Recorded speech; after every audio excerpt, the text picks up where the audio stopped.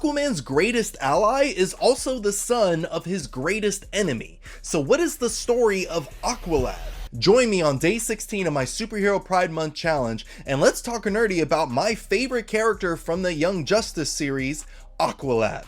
Aqualad made his first comic book appearance in Brightest Day issue number 4, and he's the son of an Atlantean woman named Lucia and Aquaman's arch nemesis, Black Manta. See, Black Manta seduced Lucia into helping him find a map to something called the Black Pearl, which is this mystical object that grants the user complete control over the ocean. Lucia soon realized that Black Manta was trifling, and she ran away to the surface world with her newborn son, Jackson. Jackson was born with Atlantean biology and water abilities like his mother Lucia, but Lucia wanted to keep Jackson hidden from Manta, so she moved all the way to New Mexico, which was the furthest point from the ocean for her, and also never told Jackson about his father. And while living in New Mexico, Lucia made sure that Jackson always kept his powers a secret, and when he eventually came out as gay to her, she got more upset that he was gonna stand out even more. So feeling trapped, Jackson decided to use his powers for good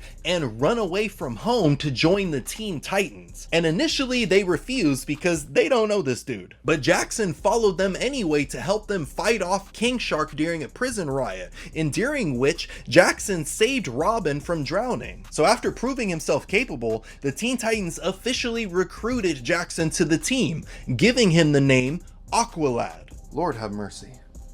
So what exactly are Aqualad's powers? So Aqualad has Atlantean physiology, so that means he can breathe underwater, he can talk normally while underwater, and he also has superhuman strength, speed, durability, stamina, and when he's underwater, all of those strengths are amplified. And since he's half human as well, he can be outside of water for long periods of time. Aqualad hasn't even been to the ocean until he joined the Teen Titans. And because his mom is a special type of Atlantean, that also gives him the powers of hydrokinesis, which basically means he can control water, he can shape it into solid objects, and he can even control people's blood. Straight up like Katara from Avatar: The Last Airbender. On top of that, he can also emit electric shocks from his body. So at first he gets you wet and then electrocutes you, so you're done. And with these abilities, Aqualad would fight alongside the Teen Titans for many years, often coming into conflict with his father, Black Manta. Which, interesting enough, there is still some love between the two of them because Aqualad does want to have a relationship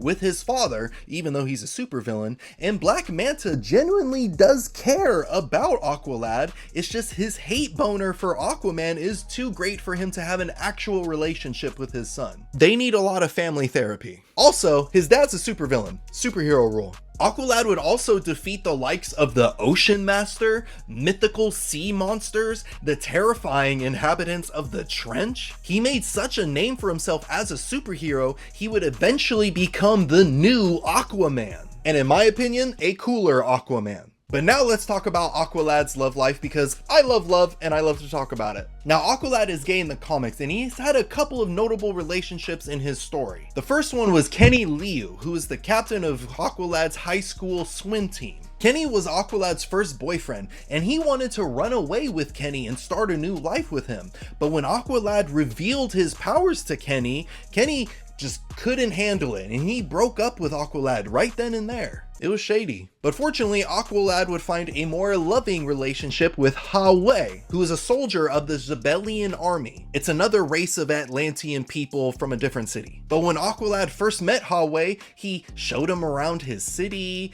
Hawei read him poetry, and then they fought together against the monsters from the Trench. It was nothing but good vibes between the two of them. But now it's time for you to leave your answer in the comments below to this random question. Would you be comfortable taking Aqualad home to meet your friends and family? It doesn't have to be romantic. I absolutely would be comfortable because Aqualad seems like a very chill dude and also very down to have a good time. But what do you think of Aqualad? Where does he rank on your favorite superhero character list? Let me know down in the comments below. And if you enjoyed this video and you want to see more, go ahead and hit the like button. And if you missed yesterday's video where I talked about Hercules, go ahead and click on the box right here, and I'll see you in a bit.